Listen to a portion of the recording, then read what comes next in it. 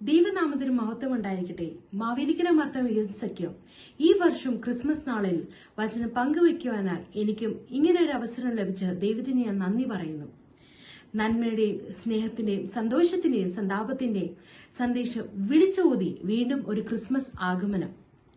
Christmas എന്ന് പറയുമ്പോൾ നമ്മുടെയൊക്കെ മനസ്സിൽ ഓടിയെത്തുന്നത് പുൽക്കൂട്, നക്ഷത്രം, ക്രിസ്മസ് ട്രീ, സാന്റാക്ലോസ്, കരോൾ ഗാനങ്ങൾ, ക്രിസ്മസ് ഗിഫ്റ്റ് ഒക്കെ ഒരു നീണ്ട പട്ടികയാണല്ലോ നമ്മുടെ മനസ്സിൽ കടന്നു വരുന്നത്. ക്രിസ്മസ് നാളുകളിൽ നമ്മൾ വായിക്കുന്ന വേദഭാഗമാണല്ലോ വിശുദ്ധ മത്തായി എഴുതിയ സുവിശേഷം 2-ാം അധ്യായം 10-11 വാക്യങ്ങൾ. ഇതിൽ ആസ്പദമാക്കിയാണല്ലോ നമ്മൾ ചില വാക്യങ്ങൾ ഇവിടെ പറയുന്നത്.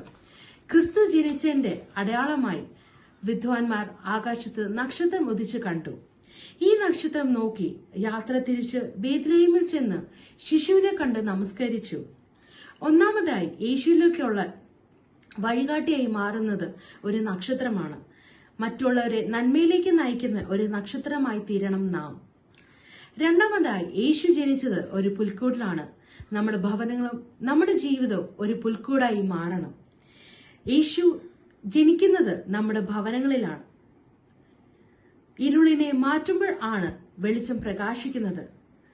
അക്രമം, സ്ത്രീപീഡനം, അഴിമതി ഒക്കെ നമ്മുടെ ചുറ്റും വർദ്ധിച്ചു വരുമ്പോൾ നമ്മുടെ പ്രകാശഗോപുരമായി മാറിയില്ലെങ്കിൽ ഈ പ്രകാശം നശിക്കും.